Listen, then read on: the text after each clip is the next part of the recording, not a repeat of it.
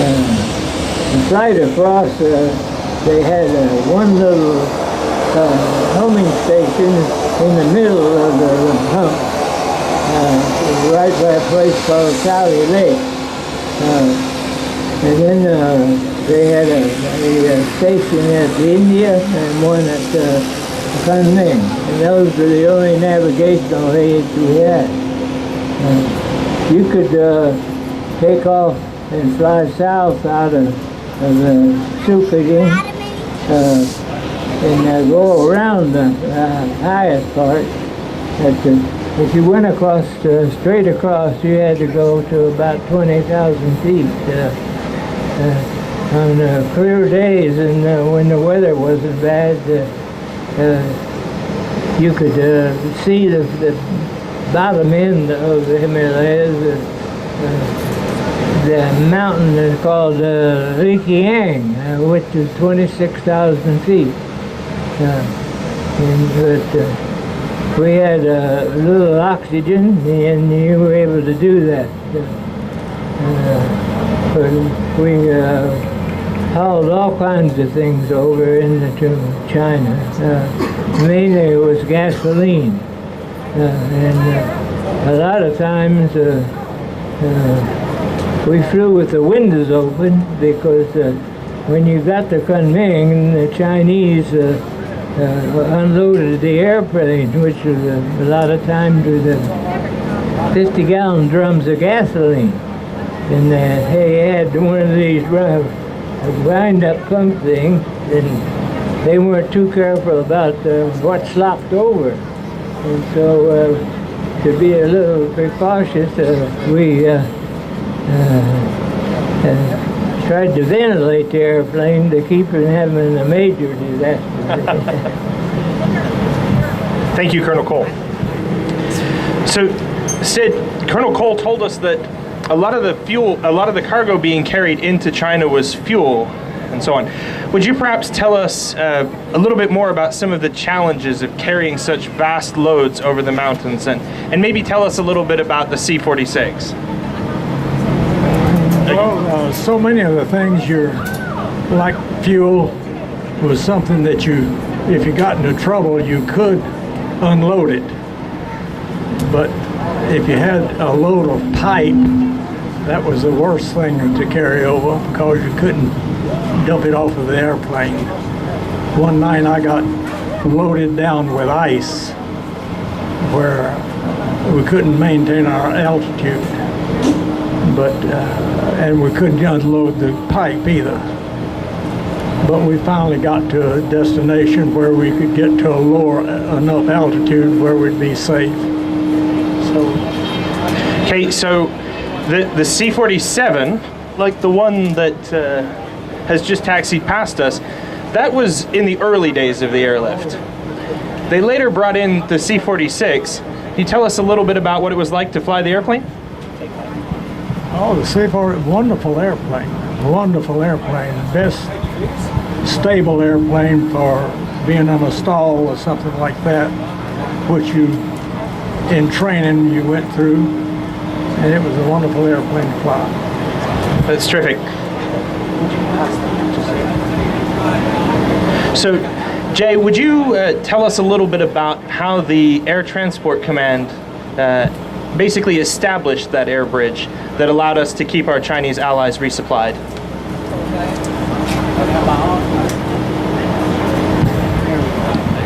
Okay, first I'd like to recognize this guy on my right. He's from the base up in the Assam Valley called Moenberry. Now, we had 4 C-46 bases in the Assam Valley, and we kind of competed with each other as to see who could haul the most. We had about the same number of airplanes flying, so who could haul the most in 1 month. So and I was from Sukating up the valley about 30 miles from Moenberry, and our chief competitor was Moenberry.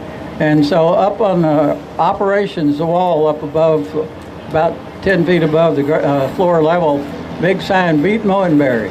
And right below it, we had a daily account from Moenberry and Sukating as the tonnage that was being hauled over and to see who could win at the end of the month.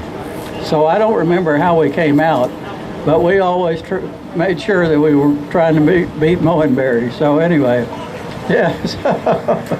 So anyway, of course, as early as December of 1941, right after Pearl Harbor, shortly after Pearl Harbor, the War Department was already thinking in terms of the Burma Road being a target for what they considered to be, well, there was already an invasion of down around Singapore, and they figured that the next target would be Burma. And when the Burma came up, and they invaded the lower part of that, they cut off the supplies that were coming in from the coast, and from that point on, the only thing left on the Burma Road was what was in the pipeline at the time. So, and as the Japanese advanced further north, they cut off more and more of the opportunity to get the goods to China. So the planning in the War Department was, after much study and considering some different options, they decided the only realistic option was to use an airplane. And the terrain between northeast India and China, western China, was among some of the most rugged, some of the highest. As a matter of fact, it was a no man's land. No one lived up there, no one flew up there, no one bothered about going up there unless they were tiger hunting. And so it was an unknown area, but they searched around for some options and finally decided that the best option was to leave the Assam Valley of India, cross over the mountains east of the Assam Valley, and then dogleg down into Kunming. Well, of course, none of this had ever been done before. There was no type of a permanent airlift that had ever been established in the history of the military service that solely was dedicated to doing nothing but hauling supplies to keep another military operation going. And so they set a goal of trying to haul 5,000 tons a month over the hump. And they struggled quite a lot when they first got over there with the first C-47s. They only flew daytime. They had very few nav aids. They had no weather service. They had very little maintenance available to them, no engine parts. But they did the best they could, and they started flying. Their first flights were in late May of 1942. So the purpose of it was that they figured that China should stay in the war for the purpose of possible launching an invasion from China to Japan. And another reason was that they had 24 Japanese divisions doing garrison duty and keeping control of China on the East Coast. Now, whether those 24 were fully manned, I don't know, but that's a pretty large number of troops that were tied down. As long as Chiang Kai-shek had an army and something that might be used against the Japanese, they had to keep enough force there to protect their gains. So that kept a lot of Japanese troops from going over into the Southwest Pacific, where MacArthur was island hopping and had to invade these Japanese controlled bases. So the tie down of these Japanese troops was one of their purposes. As long as China could be made active, the Chinese military offered a threat to the Japanese garrison troops, and so it kept them in position. So we flew the entire war. We finally got above the 5,000. We finally got to 10,000 by the end of '43. And later, everything improved. The quality of the aircraft improved. The weather reporting improved. Our nav aids improved. So we started out with 27 airplanes and 27 crews, and we ended up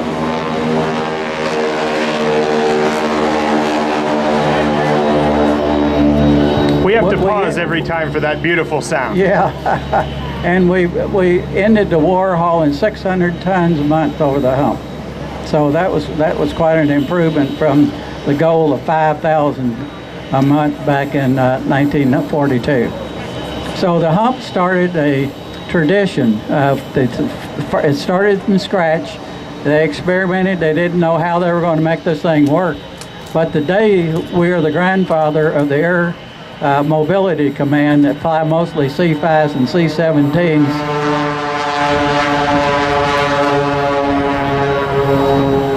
I was in the ATC. The ATC was a primary carrier over the Hump, and so that's why the ATC is considered the grandfather of today's modern Air Force. Thank you, Jay. It's much appreciated. So, just give us 1 second.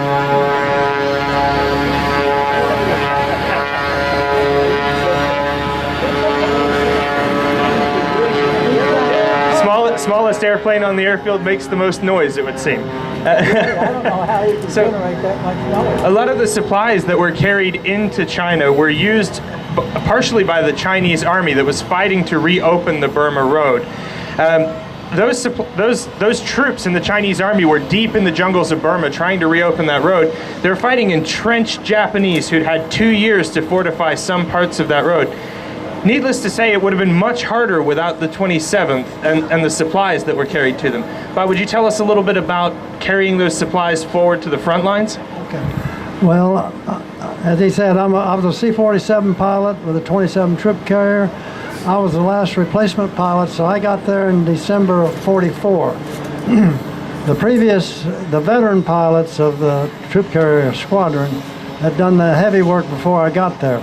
But anyway, our drop zones were all along the Burma Road, which was the ridges we had to cross were in the 10,000, 11,000 feet mountaintops, and the foothills were 12,000 feet. So anyway, but your drop areas were in the valleys around a 3,000 foot to 4,000 foot elevation, and 500 feet above those we'd circle, and most of mine were rice drops.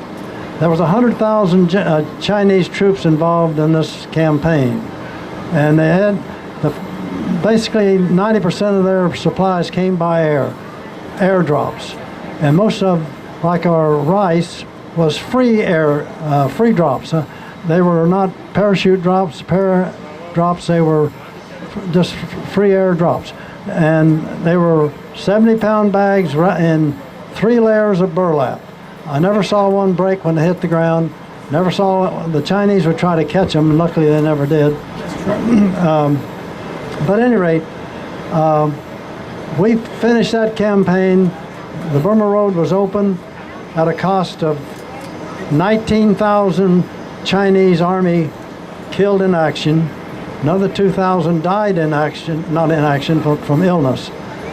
They had, and then the Japanese was 15,000 killed in action.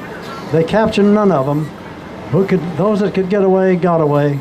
But to make a long story short, the Chinese, who the Japanese didn't think were good soldiers, turned out to be good soldiers.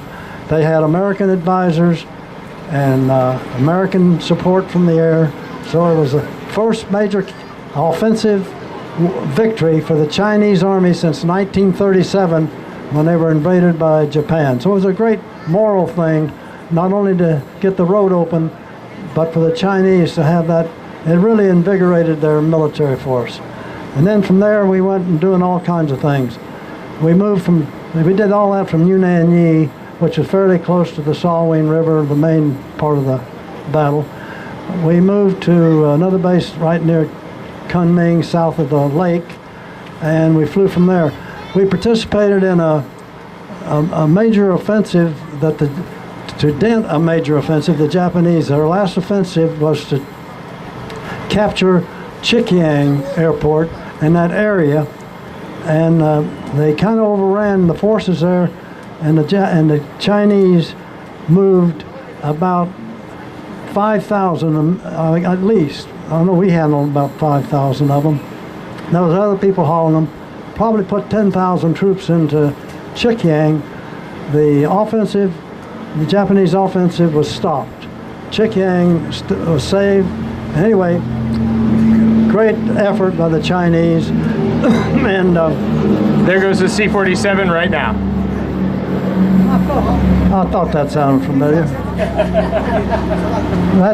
That is a great airplane. It's not as big as this one, smaller engines, but you know what? A C-47 could go for a month without much maintenance, and that was what made it so good. We didn't have that much maintenance in China. We each had a few mechanics, a few spare parts, but we didn't really, it's a good airplane. Bob, I think there's a question a bunch of the folks out here are dying to know, and that's what's on your T-shirt. That is, the 27th Troop Carrier was a training squadron in the States before it became a combat squadron in CBI. And they were called the Flying Taxis, and that's what this is. That's what they were. And when they got to China, and they're dropping all this rice to the troops down below, they became the, now let me think a minute. I got my 93rd birthday is next Saturday, and I'm not sure where I am right now. No, I know where I am. Anyway. Let's get a round of applause. They had a parachute. The emblem they have now is a parachute with some cargo below it, and it's called a, what is it?